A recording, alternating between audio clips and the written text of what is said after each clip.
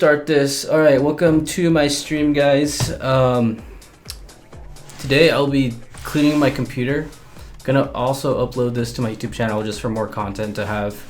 But it's been a while since I cleaned this. Gonna need to clean the GPU and take this apart, and also add some feet to the bottom of this case so that it stands higher and I can plug the HDMI cord easily. And I do have some thermal pads that I'm going to test to see if it helps with my the temperatures of my GPU. And what the heck is that? I also have this. It's a Thermalright contact pad for the 12th gen Intel CPU, so that it makes better contact with the heatsink. So this is just like some spontaneous type of thing that I need to do. Actually, I've been thinking about to do this for a while, but I'm also going to add a hard drive to it. I'm going to add a 1 terabyte SSD to it. I haven't cleaned this yet, but yeah, I'm going to add this so that I can get more storage. I really don't care about the speeds, but apparently you can get double the speed of this nowadays for around 60 bucks. But this is just something that I had lying around for my like old laptops and stuff. So all right, let's just get started with the easiest thing. So again, if you guys want to know the specs of this build, it's kind of heavy. Oh, it's the what do you call it? Meshlicious ITX small form factor case. It's about 15 to 16 liters. So considered an ITX case.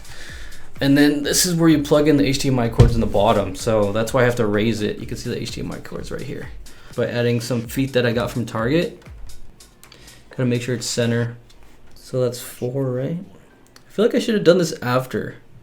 Yeah, that's the annoying thing about this vertical ITX case, is that you have to plug in the HDMI and everything. The USB is on the back, but let's see how this stands. I want to see if it's sturdy enough.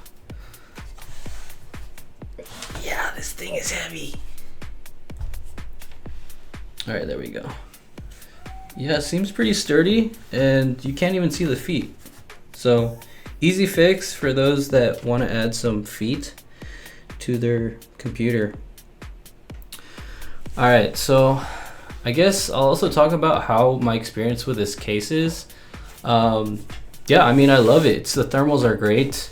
Temperatures are around like 70 degrees max for GPU and the CPU. It's honestly one of the best cases ITX cases I've ever owned, out of like the Ghost S1 and the Dan A4 that I've had in the past. But yeah, let's just open this sucker up. And the thing about thermals with this PC case is, yeah, they're good, but with the contact plate, it's gonna be even better. So.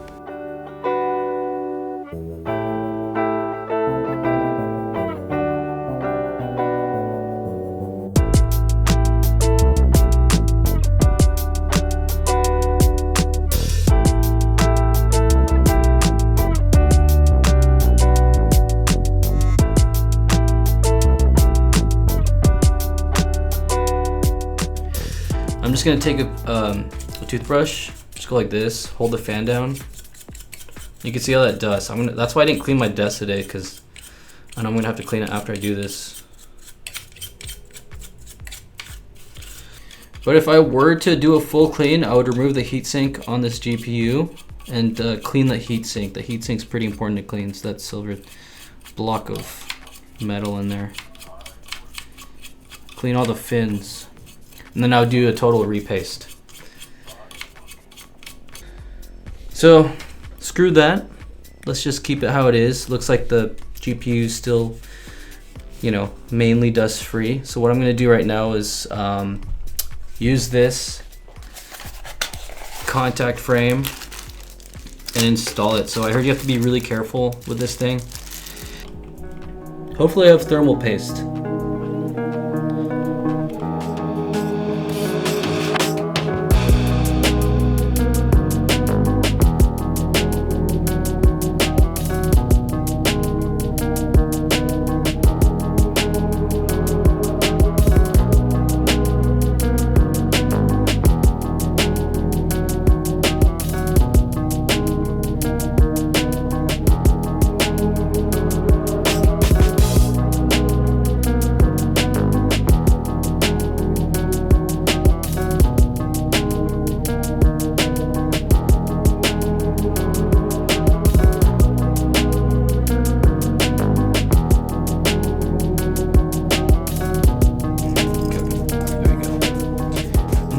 do I have a non-conductor? I guess I'm just gonna do this on the pad.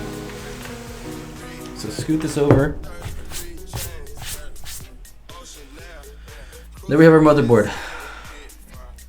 ASRock Z690M ITX. I think I picked this up for like 140. This goes up to 150 watts. Multi-score Cinebench scores. I get around 2100 for the i7 i27H. 12700K, sorry. So what we're gonna do, we're gonna have to take out this freaking whole seating, this CPU seat. Oh man, some dangerous stuff, dudes. All right, let's see if we can zoom in too. So it doesn't even come with screws.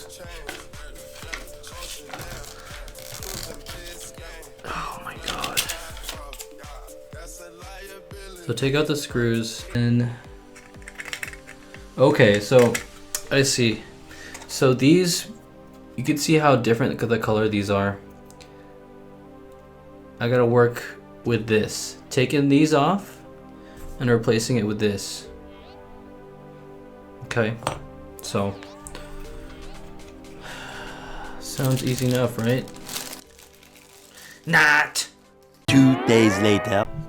Alright, so like he said, just make sure to tighten it until you get resistance, and that's what I did. I also did the cross, pattern, which should kind of make it even pressure all over. So I think that was a success from a freaking live stream. So count that as a win, and let's open this M.2 so we can install it. Get out of here!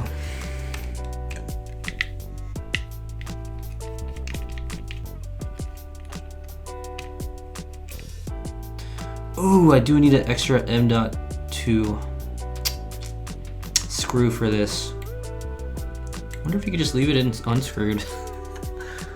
Can you? You probably can. See, you need the screw right here. I probably don't need it, to be honest. Screw it, let's just do it. We're doing it.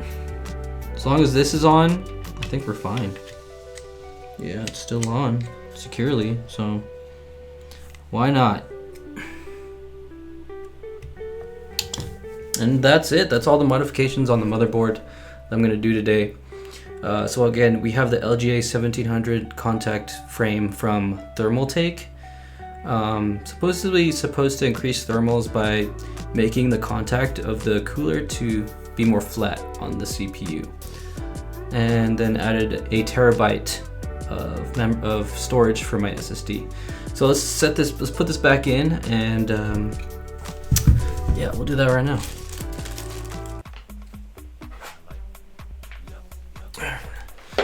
All right, I got this from Microcenter. Come on, focus. Tunic TX4A. That's what it's called here. Tunic TX4A. Says the conductivity 6.53 W/MK. I don't know if you guys can see that.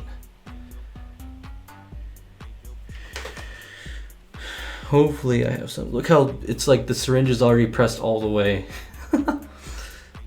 Oh no. I'm gonna do like a straight line, like a small line. Gives you premium travel benefits, perfect for seeing Taylor Swift the Eras Tour, presented by Capital One. Oh, I do love her. Should be good, right? Miles on flights and 10 times